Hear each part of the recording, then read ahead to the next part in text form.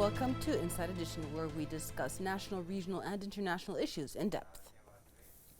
An advanced law to govern stem cell banks, treatment, and research centers was approved earlier this week by the Shura Council during its latest session. The legislation, which includes developing medications and technologies, received support from the National Health Regulatory Authority, NAHRA.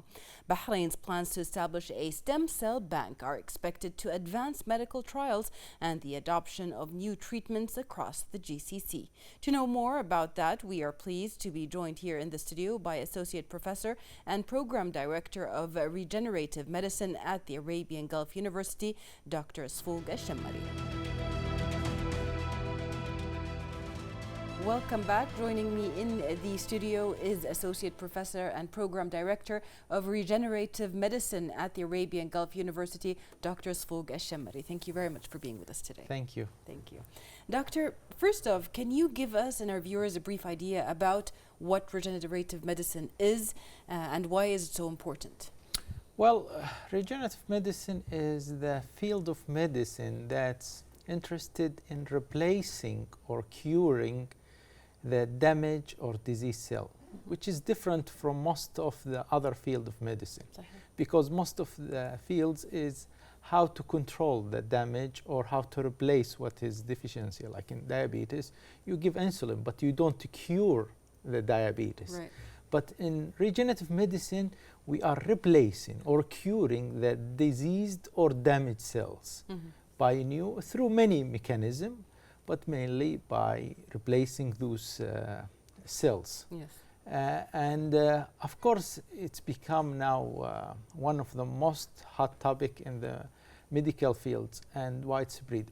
Many people, they think actual regenerative medicine revolution, like communication revolution, because it's extended. Now, every single big university around the world, they are putting a lot of effort, a lot of budget to make new department of regenerative medicine because they think this is the future of medicine. Right. When it comes to the different types of regenerative medicine, how would you categorize the kinds of treatments and the kinds of services that are provided by this field of medicine? Well, actually, regenerative medicine is big topics, but mainly for the people, they think it's about stem cells. But we are talking about many issues. We are talking about even gene therapy, gene editing, anti-aging. But if we're talking about stem cell per se, which is the cell, the origin cell of the human body that can differentiate to any other cell. Right. Or what we call specialized differentiation to other cell. And same time, it has the ability to regenerate by itself. So when you have problem in one of the tissue, those cells come and differentiate to trying to replace those damaged cell or diseased cell. Stem cell is one issue. We are in our program, we have two arms actually, and we have it's comprehensive program. We add anti-aging, which is anti-aging is not only anti-aging, but we are talking about either a subcategory of 7 things under anti-aging. And we are talking about stem cell and gene therapy, which is another categories. Right.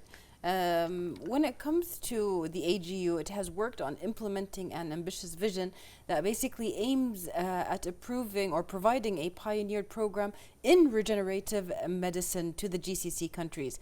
What can you tell us about that, as well as the AGU's efforts in this regard? Well, I think it was a very interesting journey in AGU. We started the program, master program of regenerative medicine with 2 arms, as I said, stem cell and anti-aging. But in the same time, we started with creating state-of-art regenerative medicine centers. And this center, it's unique. When I said unique, it's precisely unique because I think one of the most advanced center in the Middle East, in the region. We went to many places around the world, in United States, Europe, Japan. We had a committee from one of the pioneer professor in this. So we put the standards, and the standards of this center is higher. I can tell you for sure. It's higher than many places in the United States and Europe. Yes. We choose very high standards, and we think this center gonna serve not only Bahrain, it will serve whole the Gulf region. Yes. When it comes to the standards that were put for the centers, how do you estimate them, or how do you put these standards? There is international standards. Yeah. For example, for those regenerative medicine centers. Yeah. And for example, we have the clean rooms, for example. Clean rooms, we are talking about very clean room, thousands of times cleaner than the operation room. Amazing. You can imagine it's how it is. Yes. Than the hospital rooms, for Yes. example. So when we're talking about this, we choose the highest standard. There is acceptable standard in the United States and Europe, and there is higher standard, and we take the highest standards. Okay. And even the equipment itself, the selection of those operative, all of them was selected after a long process. Yes. Of investigation until we reach this. Even our equipment, some of them is tailor-made to fit the center itself. That's amazing. Do you see the center in the future becoming a template for similar projects in other countries? Actually, this is one of our goals. Now we are accepting, actually we accepted many students from other GCC. We think they are like a nucleus that disseminated to other places in GCC when they return back to their countries. And when they see this center and they train under this high technology, they will transfer this knowledge to their countries. And this is actually one of the main goal of AGU, to spread the knowledge to other GCC countries. Right. Doctor, another question is, when it comes to the staff and the faculty that is within this field of medicine here in Bahrain or in the center itself, what is their training? How is their training directed? How has it progressed? Actually, this center, I think, unique program. We had a unique program. I didn't see any other program in the world, maybe. Let's see, in the Middle East for sure there is, because we have professors, and we are talking about pioneer professor from more than 10 countries. United States, Canada, Europe, Japan, Middle East. So we bring those big names to give their lectures and training in these centers. And this didn't exist in any other programs. We are not talking about usual people or usual professor. We are talking about pioneer in their countries, in United States, Canada, and Europe, and Japan. So I think the student or the researcher will get experience from different school of medicine, of regenerative medicine. And this will help them to improve their skills and their knowledge better than just we are focusing in one school, for example. Yes, yes, beautiful. What are the expected outcomes of these programs? I mean, you mentioned one of them is to spread the knowledge, but how would the region benefit from this? Actually, we are talking about 3 issues. Teaching, knowledge, and training is one issue. Research, which is very important. And we have to put into consideration one issues. Our medical problem in the Gulf, it's little bit different from the main problem in Europe or in Japan or the United States. So we have to focus on our own problems, and we have to find solution for our problems. Not to mention our population, our genetics is different. And so this is the research issue. Third issue is treatment. Actually, we are now in the project with many places around the world, especially some big university to transfer their knowledge of approved medication or treatments. When we are talking, we are not talking about something just a clinical trial. No, we are talking about approved, governmental approved treatment. So we can provide it for the people in the Middle East or in the GCC countries. Yes. For people to understand this more, regenerative medicine is a field of medicine that studies or basically dedicates itself to servicing people and regenerating certain cells or certain areas that have stopped working or are not working as well. And when you say about treatments, these are already approved by the high standard organizations that approve the medical issues, but there are also trial treatments within the same field itself. What for you is the most prominent trial treatment that is still available and the most prominent treatment that is available now in regenerative medicine? Well, very, very interesting question, actually. And this is, we have to focus on this point. The viewer or the public, they have to know that they have to differentiate between the approved treatment and the clinical trial. Right. Stem cell, maybe they can see in the news or they can hear from their friends, oh, it's like a magic. Yeah, but it's not like this. Okay. Only some of the disease, we are using the stem cell or regenerative medicine as a treatment. Yeah. And many of them as a clinical trial. When we are talking about clinical trial, we are talking about something trying, not yet approved. Yes. If we are talking about, for example, if we are talking about something already approved, we are talking about a few actually. I can give you a few examples about it. Heart. It has been approved by governmental entities in some places, like in Japan. Skin, Okay. For burning or for other disease. Joints. If you are talking about Europe, they are using it for inflammatory bowel disease. Yes. Some of the medication. This is, of course, we use it for cancer or bone marrow transplantation. Some gene therapies, for example, genetic disease in the eyes. Some cancer, we call it CAR-T. Yes. Those already approved. Yeah. If we are talking about clinical trials, we are talking about hundreds of disease. Until it reach the approval stage, we cannot provide it to the patient as a treatment. Ethic is very important here. Yes.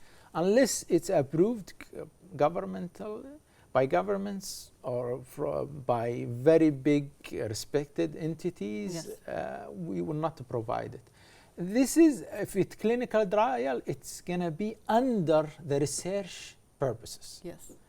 So there is two different issues. Most countries, of course, have their own entity that basically approve these kind of treatments, like NAHRA, like the FDA in the US, and the SFDA in Saudi Arabia itself. My next question to you is, you talked about the ethics and the regulations of stem cell clinical research come under focus when this topic is discussed. And the Kingdom hosted a few years ago the first joint conference to discuss the related regulations, taking into account the teachings of Islam. Can you please tell us about that conference, its outcomes, and what was basically put on the table for people to discuss? Actually, it was very interesting because we bring experts from around the world, from United States, from UK, and we bring actually three categories of people: scientists and doctors, lawyers and legal advisors who specialize in those fields, ethics and STEM, and the religious people. Right. And actually, it was a very fruitful discussion, and we have, like I said, we have to tailor our regulation according to our culture, according to our religions. Right. And this is what happened, actually. And even we get the experience from the legal system or ethic people. And this is why we had this recommendation that fit our GCC population and Yes. GCC. For example, Bahrain, Yes. the Shura Council just actually is very, very important step, and we thank them for this step. They approved those draft of regulation, and this is very important because now you have umbrella underneath. You are working with very clear regulation, and you know exactly what you can do or what you shouldn't avoid. And this is very important even for the people. For example, if he wants to know, if he want to use this kind of medication, he want to know if this is been legally approved and if it's religiously acceptable. Right. And so we made this conference, and I think the outcome, it was very, very interesting because it was fitting our culture and our religious identity. Right. When it comes to the mesh of religion and medicine, a lot of questions have been coming up lately. They've been there for a long time, but lately more and more people are asking about donor organ donation, how it's looked at in Islam, as well as stem cell therapy. And the reason behind that is because, do you feel it's because people don't understand really what these kind of treatments are, or is there an awareness that is lacking? What is your point on that? I think the issue here, you have to explain the situation. The people, you don't blame them. Even the regenerative medicine, even difficult for the doctors, Yes. because it's new fields. Yeah. And sometimes we have to explain ABC for doctors and even for very high specialized doctor, because a few years ago nobody knows about the regenerative medicine. It's new. So what do you think about public? So I think the issue here is to have detailed discussion, explain the situation and what is the opportunities and how we can avoid any concerns. Yes. This is the issue. The issue is fruitful communication. Yeah. Okay. I think this is the secret to make the people. When we explain it to religious people or something, and we say this is how it is, this is how it works, the people, they were happy to accept it. Yes. Well, doctor, who is the ideal patient candidate in regenerative medicine specifically? Well, the issue here, if you see regenerative medicine, it's different from other fields also in one issue. It's, for example, if you have ophthalmologist or if you have surgeon in a specific area, he is specialized in this. But in regenerative medicine, because it can differentiate to any kind of tissues, you are involved in all of organs. Right. More than 200 tissues in the body. So the issue here, but I think our focus should be on our two categories. Of course, it helps. It helps even for cosmetic, for hair growing, for there is clinical trial for everything. But our focus mainly, in the beginning at least, should be on the chronic disease, and the disease cannot be treated by other means. Yes. For example, our focus in the region, we have one of the highest incidence in the world in two things, in diabetes and in cardiovascular, which is heart and vascular problem. Yes. This is the main cause of death in most of the country in GCC. Yes. So we have to focus on those in the beginning, then go to others. For I think in the GCC, the main three issues: diabetes, joint pain. Most of the people, especially of 40 or 50, they have joint pain and osteoarthritis, and plus we are talking cardiovasculars. Yes, yes. Then we go to other things, which is also, but those because it's the chronic. Of course, cancer is very, very big, because you have to avoid the problem of. Because the result, for example, for CAR-T, for example, it's very, very interesting. And treating even the difficult case, you cannot treat it with regular treatments. Yes. I actually read recently a study done in Saudi Arabia with stem cells in hepatic types of different hepatic types of cancers, which is liver cancer.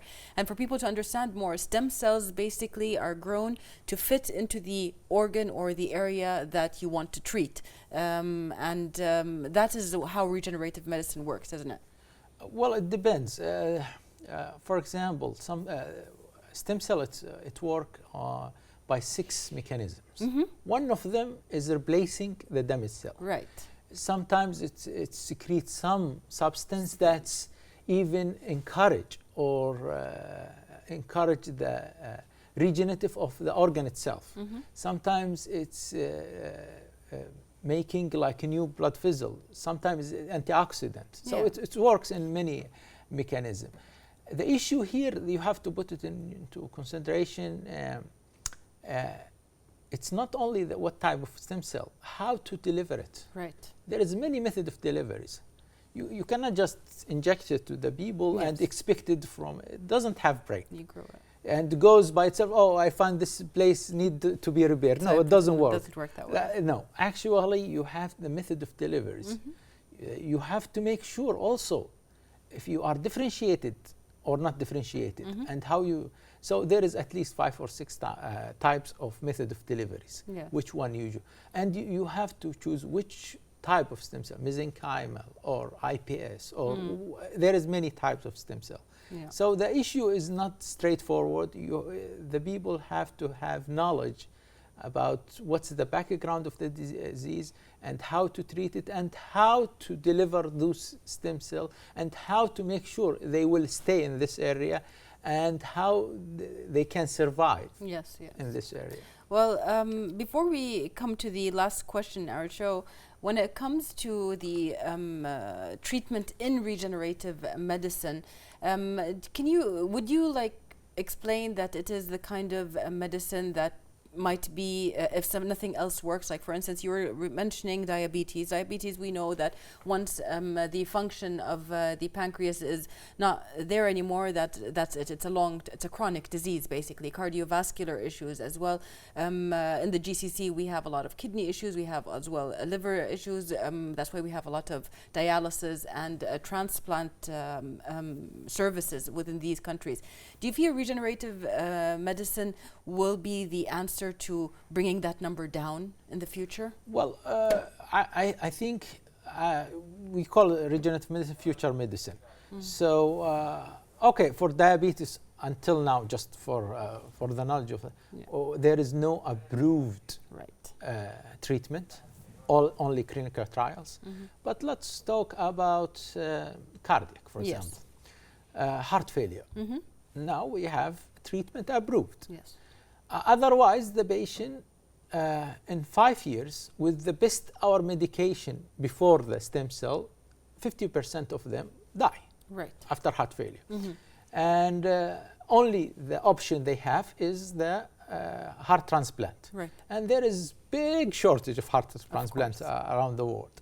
So unfortunately, most of the patients died before they get their transplant. Now we have other alternative, which is working very well. Not all of the cases for sure. Nothing is perfect for everything.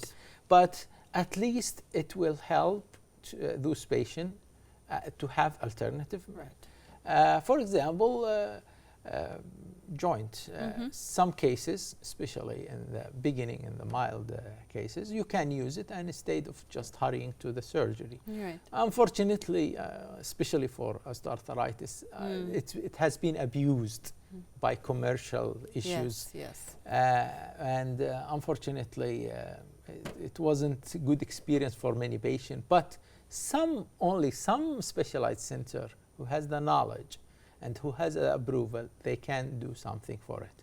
So the issue here is how to balance. Yes, it's a future medicine. I expect in the next few years and maybe decades, you will find many approval, like what we have in gene therapy. In the beginning, we have just theoretically gene therapy. Now, every year, many medication approved by FDA. Right. So it's just matter of time. You will see it is covering the rest of the disease. Perfect. Doctor, before we end, from your point of view, how do you see the future of regenerative medicine in the region and in Bahrain in particular? I think the issue here, Bahrain, they have this smart long-term thinking to become like a regenerative medicine hub for the region. Okay. And this is why they work hard in the last few years to bring all of this technology, and I think it's not you think, you believe, because what you are, few years ago, if you go to big university around the world, regenerative medicine is small unit or something, if it does exist. Okay. Now it's big department. Almost every big university around the world, you will find big department. And the budget, it was limited, now it's open budget. Unlimited. Almost. Yeah, because they think now it's almost, there is almost general agreement around the world. This is the future of medicine. We have to invest more effort and money and technology wise on this field. So we will cover almost every type of disease. I think just matter of time. No single university, you will not find no medical school in the world unless one department of regenerative medicine exists. And this is, I think, it's not my opinion. Now you see it around the globe. Definitely. Yeah. And how about your center, specifically in Bahrain? What's the future of that? Well, I think we start the center. We now actually we received the first equipments, and just matter of few weeks you will see the center. We start, of course, gradually, but I can tell you, according to the knowledge, according to the staff, which is very important for me, according to the project we have, I think this center will be something unique in all of the fields, teaching-wise and research-wise and treatment-wise. We try to provide the patient with approved treatment that doesn't exist in any place in the Middle East. That's amazing. Thank you so much, Doctor, for being with us today and for explaining this to us. And we would like to thank you, dear viewers, for watching us, and we'll see you next week in another episode of Inside Edition.